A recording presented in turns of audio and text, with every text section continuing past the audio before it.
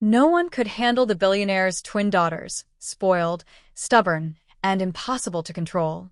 Dozens of nannies quit in tears until a single dad janitor walked in. What he did next shocked everyone, including the girl's father. Rain poured over the marble gates of the Wexler estate, where wealth shimmered like glass, beautiful from afar, but cold up close. Inside, two little girls screamed in perfect unison, sending another nanny running for her life. "I quit," she shouted, clutching her handbag like a shield as she stormed past the butler. The twins, Emma and Ella, only 6 years old, stood at the top of the staircase, faces red with fury, identical curls bouncing as they threw a stuffed bear down after her.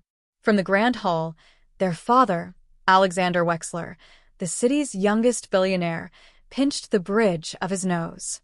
"That's the 5th nanny this month," he muttered. The mansion felt heavy with silence once the front doors closed. He turned toward the butler. "Just find someone. Anyone who can handle them." Across town, Ethan Cole, a single dad and night janitor at Wexler Enterprises, was mopping the marble lobby floors when he overheard two executives gossiping near the elevators. "They say Wexler's daughters drove out a dozen caretakers. The man's desperate." Ethan smiled faintly, dipping the mop again. "Twin girls, huh?" he murmured, thinking of his own little one Lily, who waited for him every morning with her mismatched socks and sleepy grin. He'd never forget the night she asked, "Daddy, why don't you work somewhere bright?" Maybe this was it, a strange, impossible chance to do something brighter. 2 days later, the billionaire's security guard stared down at Ethan's worn shoes and calloused hands. "You? The janitor?" Ethan nodded. "Yes, sir.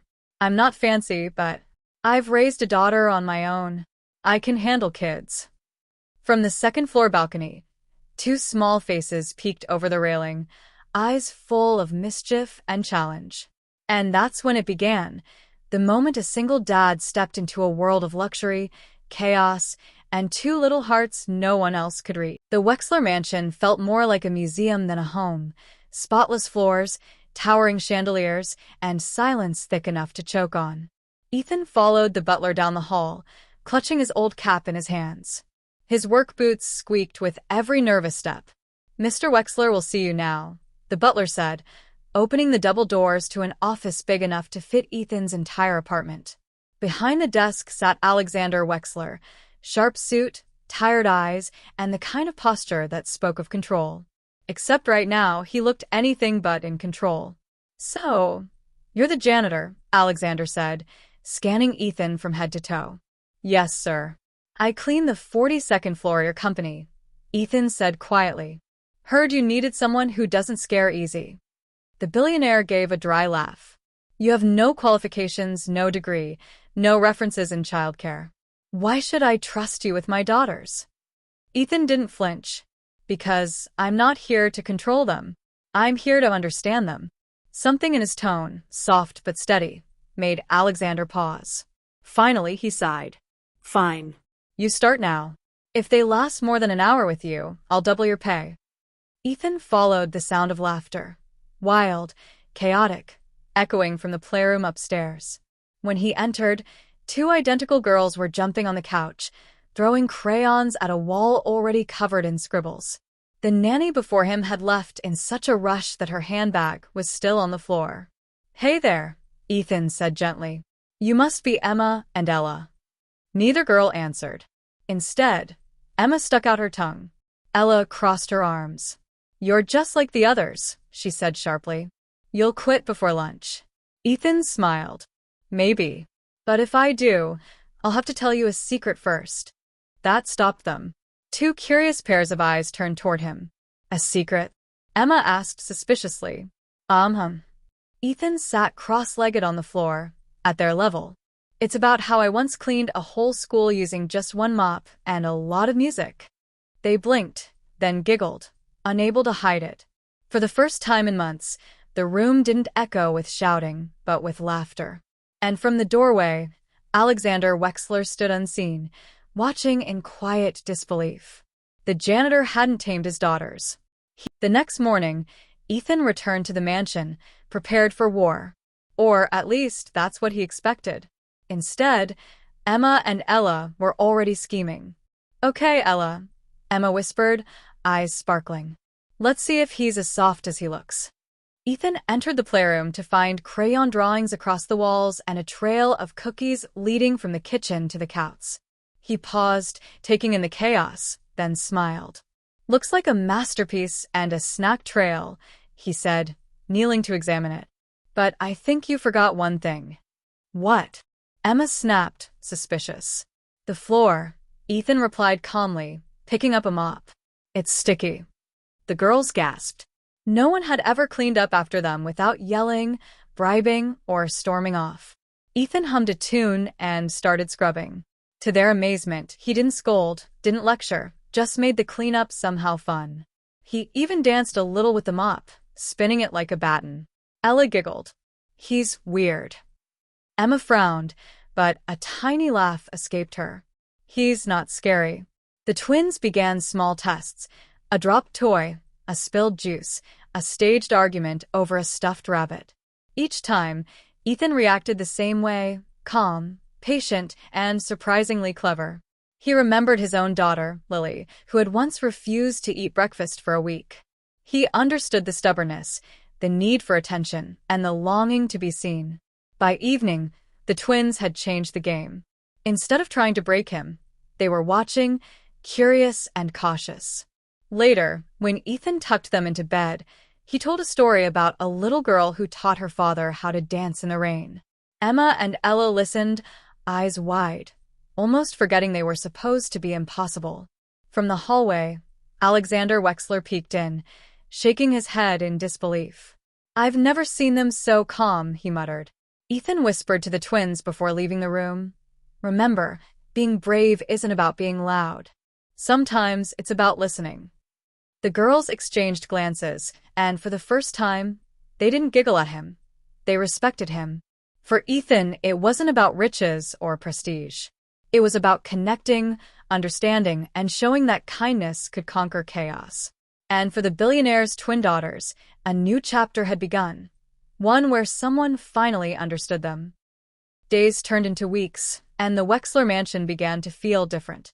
The twin daughters still had their stubborn streaks, but their laughter now mingled with curiosity rather than rebellion. Ethan's mornings were a whirlwind of breakfast experiments, arts and crafts disasters, and chaotic dance-offs in the living room. Yet through it all, he remained calm, patient, and consistent, qualities no previous nanny had mastered. One afternoon, Alexander Wexler stood by the grand staircase, observing.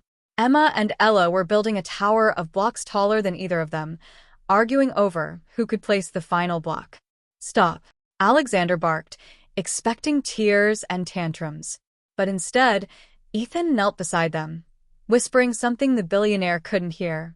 Moments later, the girls nodded, laughed, and placed the last block together. Alexander's jaw loosened. "What how?" he muttered. "No one has ever." Ethan looked up and smiled humbly. "Kids need to feel heard, not just managed," he said. That evening, the twins tugged at Ethan's coat. "Daddy, tell us a story about Lily," Emma demanded. Ethan chuckled. "Lily? Well, she's got socks that never match and a laugh that could scare ghosts away." They listened, enchanted, as Ethan shared stories of his own daughter. Alexander watched from the doorway, realizing that the janitor had something money couldn't buy, a heart that understood children. Later, Alexander approached Ethan in the quiet of the study. You're doing more than babysitting," he said. "You've changed them." Ethan shrugged. "I'm just a dad, Mr. Wexler. But sometimes being a dad teaches you things even money can't." Alexander hesitated, then nodded. "You've earned my respect, and something tells me you've earned theirs too." Outside, the mansion glowed under the evening sky. Inside, two twin hearts that no one else could reach were finally opening. And for Ethan, it wasn't about being a janitor in a billionaire's home. It was about being someone who could truly make a difference. Weeks had passed, and the Wexler mansion was no longer a place of chaos and tension. Emma and Ella still had their fiery streaks, but now, laughter and warmth filled every room. One rainy afternoon, Alexander returned home early from a business trip. The girls ran to greet him, skipping past expensive toys and tripping over rugs, a mess of pure joy. Ethan followed behind, holding a tray of hot cocoa. "Daddy, Daddy," the twins squealed.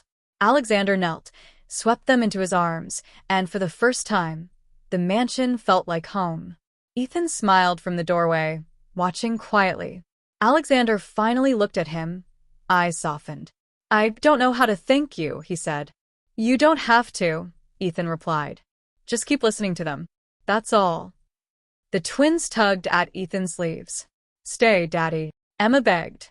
"Don't leave." Ethan's heart swelled. "I think I'll visit often," he said, ruffling their curls. "And maybe teach a few more dance moves." Alexander cleared his throat. "Ethan, you've done the impossible. You've not only reached them, you've taught me something too." "What's that?" Ethan asked.